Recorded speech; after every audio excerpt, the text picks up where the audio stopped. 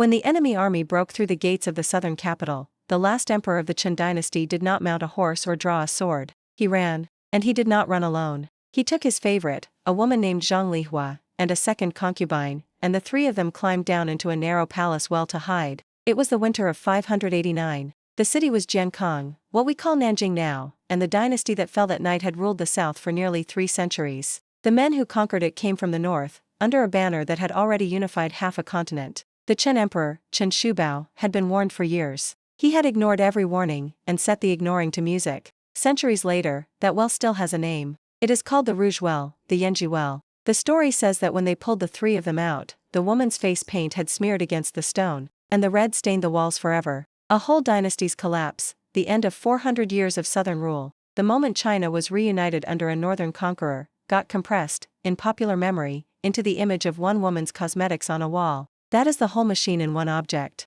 Let me show you how it works. According to the story, that one, Zhang Lihua, was the reason the Chen dynasty fell. She had been a singing girl from a humble family, taken into the palace, and became the obsession of the emperor. The legend says she was cunning, that she whispered in his ear, that she filled the court with her own relatives, that she danced to a song he composed called The Flowers of the Back Courtyard, the Yushu Haoding Hua, and that this song became known as the very sound of a kingdom dying. In the popular version, she is the southern femme fatale, beautiful, dangerous, the soft hand that pushed an empire off a cliff. A woman's face, a fallen state. Now strip the legend away and look at what actually happened. The Chen dynasty was the last of the southern dynasties, the Lu Song, the southern Qi, the Liang, and the Chen, a sequence of fragile regimes that had ruled the rich riverlands of the south for centuries while the north was carved up by rival warlords. By the late 6th century, the north had finally been unified by a formidable power, the Sui. The Sui emperor, Yang Jian, had one goal above all others, to end the division of China and rule the whole empire from the north. To do it, he sent his son, the prince who would later become the infamous Yang Guang, the Sui emperor accused of every excess, across the Yangtze at its widest, with 2 generals, Han Qinhu and He Ruobi, leading the vanguard. The Chen court, by contrast, was led by a poet. Chen Shubao spent his days on music, women, and verse. He built 3 towering pavilions, the Linchun, the Jieqi, the Wangxian, and filled them with his favorites. He ignored the northern threat. His generals warned him, he reassured himself with poems. When the Sui army finally crossed the Yangtze, the Chen defenses collapsed almost without a fight. None of that required a woman. A dynasty that cannot defend its border, that ignores a stronger neighbor, that lets its ruler treat statecraft as a hobby, that dynasty falls on its own mechanics. Zhang Lihua commanded no army. She drafted no policy. She could not have stopped the Sui with 1,000 whispers. So why does her name carry the fall? Because the victors needed a story. The Sui had just conquered the south, and conquerors everywhere prefer a moral explanation to a military one.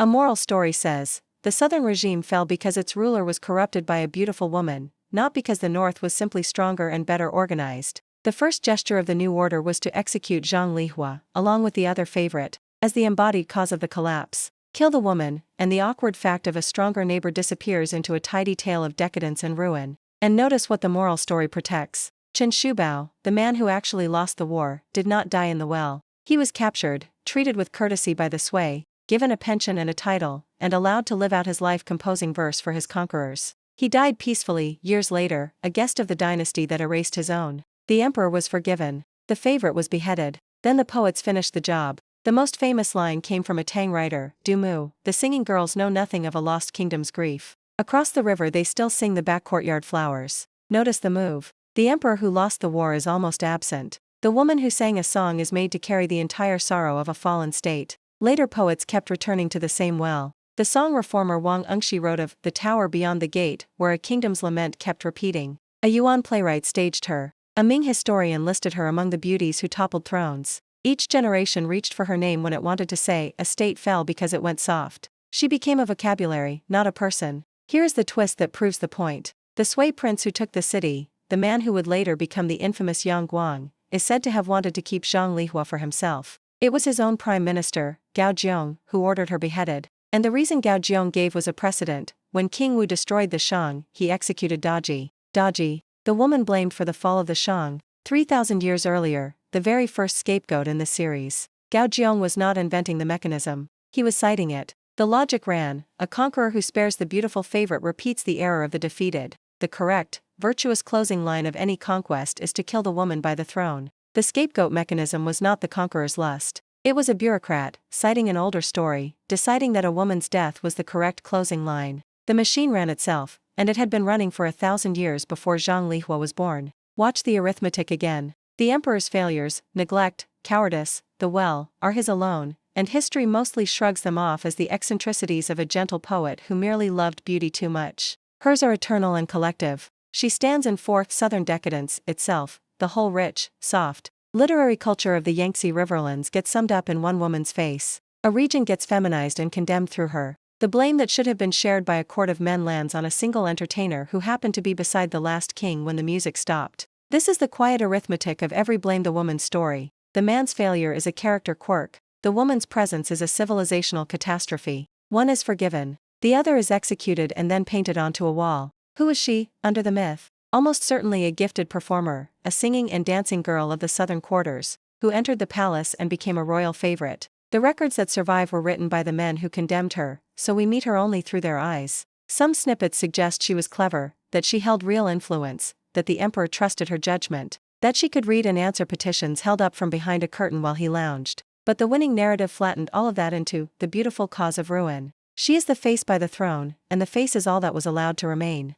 There is a physical monument to this habit, and it is the well. The Rouge Well still stands in Nanjing, a tourist stop, a cautionary prop. People go to see where a dynasty ended and a woman was blamed. The red on the wall is almost certainly not her paint. Scholars note the stone stain is more likely iron oxide, the natural blush of the rock. The rouge was painted on by 1,000 retellings, not by her cosmetics. The well is where the machine parked its explanation and walked away. This is the same seed we traced to Daji, 3,000 years earlier, and that Gao Zhong reached for without thinking. When a regime collapses, find the woman nearest the throne and make her the reason. With Zhang Lihua the formula is almost pure, a weaker state loses to a stronger one, and instead of admitting the military math, the culture executes the favorite and calls it a morality tale. Every later, fallen kingdom, scapegoat, the Tang favorite blamed for an empire's ruin, the Ming women handed a dynasty's failure, is a child of this well. The poets kept the image alive, each generation reblaming her. The well became a vocabulary. Whenever someone wanted to say a state fell because it went soft, they reached for her name.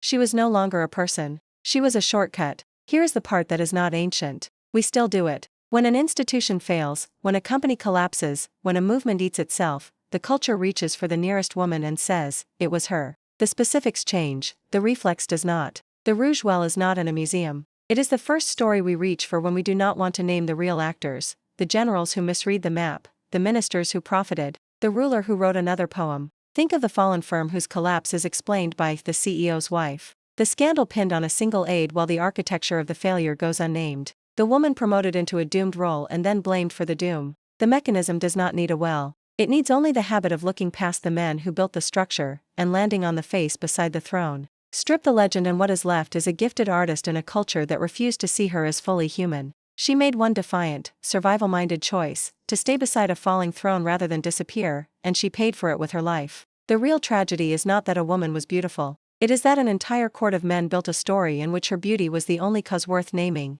Next time, we meet the woman they blamed for losing a kingdom, except she was never on their side to begin with. She was sent to the enemy's court as a weapon, a gift disguised as a favorite, and when that enemy fell, they called her the cause of the fall. The blame and the strategy were the same woman. We'll trace Shisher, the scapegoat who was also the trap, and watch the machine aim at a woman who was, all along, working for the other side.